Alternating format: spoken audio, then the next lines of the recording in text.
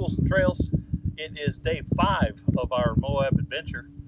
Kind of surprised we made it this long, honestly, but we've had a great time. And today we're going to just do some exploring off of Dubinky Well Road, maybe hit up Rainbow Terrace area, and then just kind of see some sites, see what we can find. Maybe explore some trails that are not really marked on the map. We'll see what we find. So, had a great time so far. So, hope you enjoy the ride. Hope to see some really cool scenery today.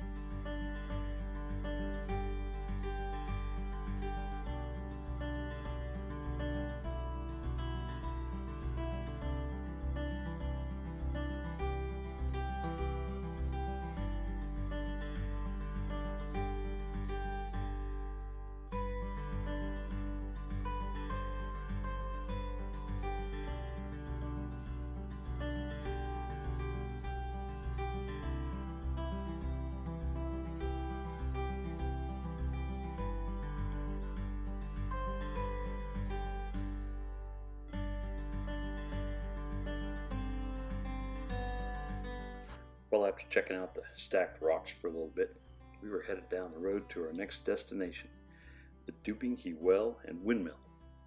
Now, these were built in 1937 by the Civilian Conservation Corps in order to provide water for livestock grazing.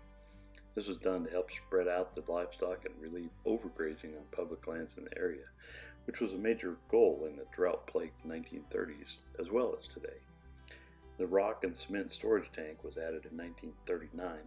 However, the wooden troughs are thought to be original, although repaired over the years.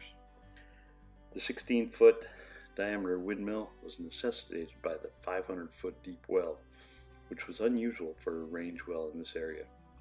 This made it a local travel landmark, as well as a minor thrill ride for a few jeepers traveling the area. The well was used intermittently in the 70s and 80s and is no longer in use today.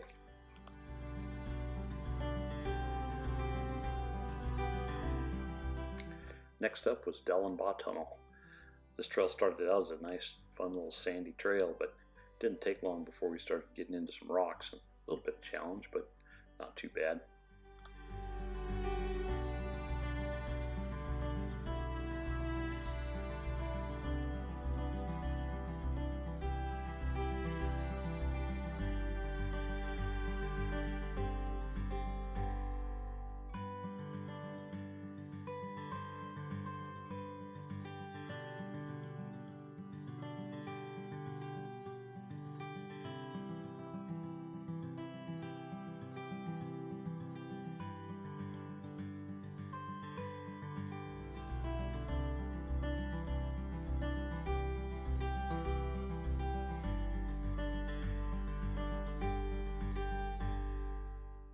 Now, we were supposed to take a right and stay with the wash right there, but we didn't. Yeah, let's stop and think about it for a little bit. We're going the right way? Yeah, probably not. We're going to go anyway.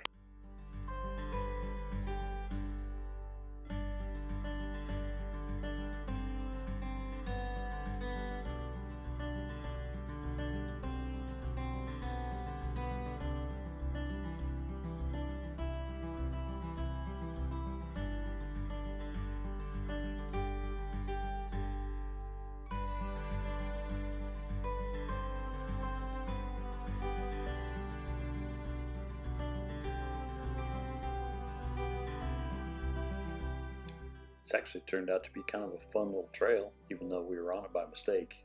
This is a pretty good example of why you probably should back up the book with a GPS navigation system or something like that, because this one did connect somewhere, but we weren't going there.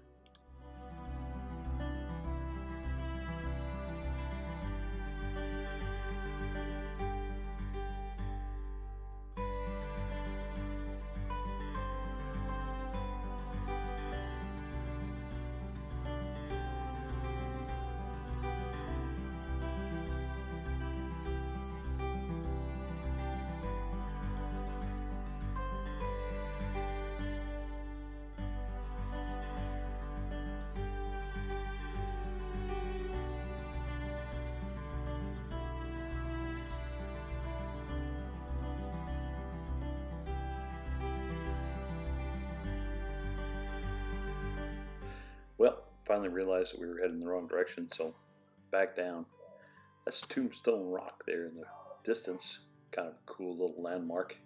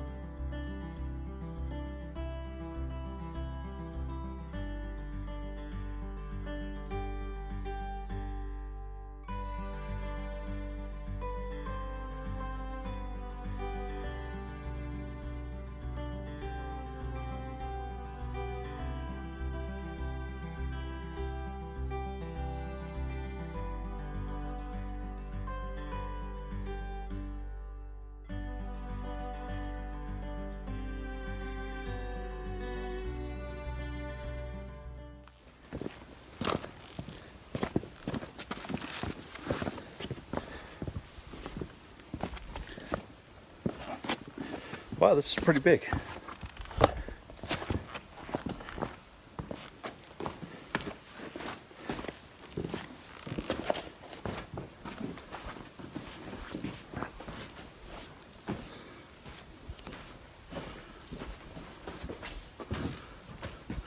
Not very long. You can already see the, watch your head.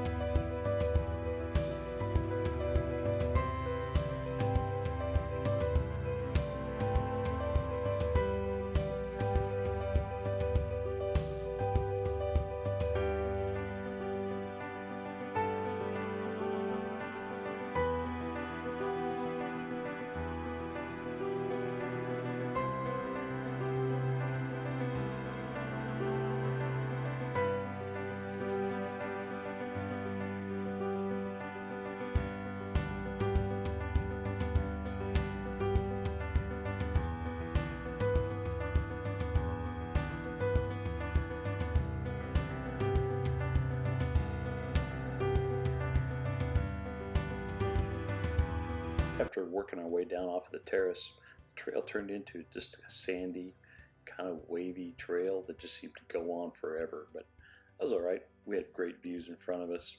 Shadows were kind of getting long, which brought out the colors, and we just enjoyed the ride from here.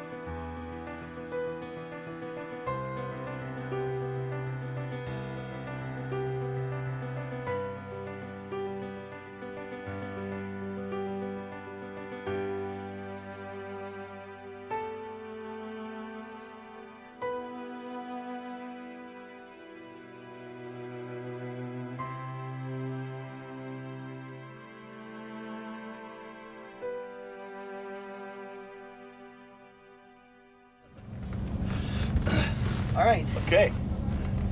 Well, it is Saturday, which means we got to go home, Jim. I'm ready. I'm ready. Which kind of sucks, but yeah, I'm ready too. It's been a long week, but it's been a great week. We've covered a lot of trails. We got back late last night on day 5 after covering Dubinky Well Road, some of that, Delenbaugh Tunnel, which was really cool. Dripping Springs, yeah, and Rainbow Staircase, something like that. Anyway, a lot of miles, but the scenery was awesome, and leaves changing and different colored cliffs, just really cool scenery. So it was a good day. Good day. What was your favorite trail over the 5 days? Man, I don't know. I depends on how I look at it. I love Poison Spider for the challenge. But I don't know. I think yesterday was one of my favorite days. Or no, Thursday night, Hidden Canyon. Hidden Canyon, I had a blast. That was good. Had a blast in there.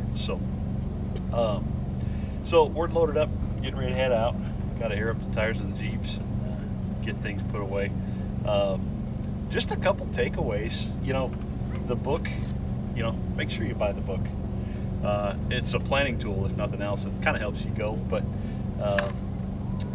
I think other than that, don't plan too much. We got back after dark, 4 out of the 5 days? Yeah. I think. So this is a big country, and it's a super busy week. There's a ton of people here. We're camped in the BLM area. It's packed out here, but the trails are not crowded. No? Not crowded at all. So few people, but most people we saw was on fencing things. Yeah, which is closest to town. And so yeah, it's a big area. Just come out and enjoy it. I think the other takeaway, the Jeeps ran great. We had a good time with them, which tells me you don't have to spend $75,000 on a Jeep, Jim, to have fun out here. So bring what you got, right? And have a good time. So I think that's a big thing. We'll definitely be back. We got a lot more to explore. So with that, I think I want to say thank you to my wife, definitely and my family. Definitely got to thank our wives and families for letting us run off and play like boys for a few days. So yes, thanks for that. Well, thank you for bringing the luxurious accommodations. It was fun. It would not have Definitely, been fun. Would not have been fun in the tent for 5 days. Yeah, camping in the dirt is not fun in the tent. So, yeah, we got the RV, which was great accommodation. So, but really appreciate everybody hanging with us and watching the videos. Make sure you're hitting the like and subscribe button there and following us. We got more adventures to come for sure. Several things planned still, so stay tuned. Hope you enjoyed it all, and make sure you leave any comments, suggestions for next time, or anything. Share your experiences. Yeah. So with that, we'll catch you on the next one. Thanks again for joining us, and we'll see you on the next episode of Tools and Trails. Go Jeepin'. Go Jeepin'.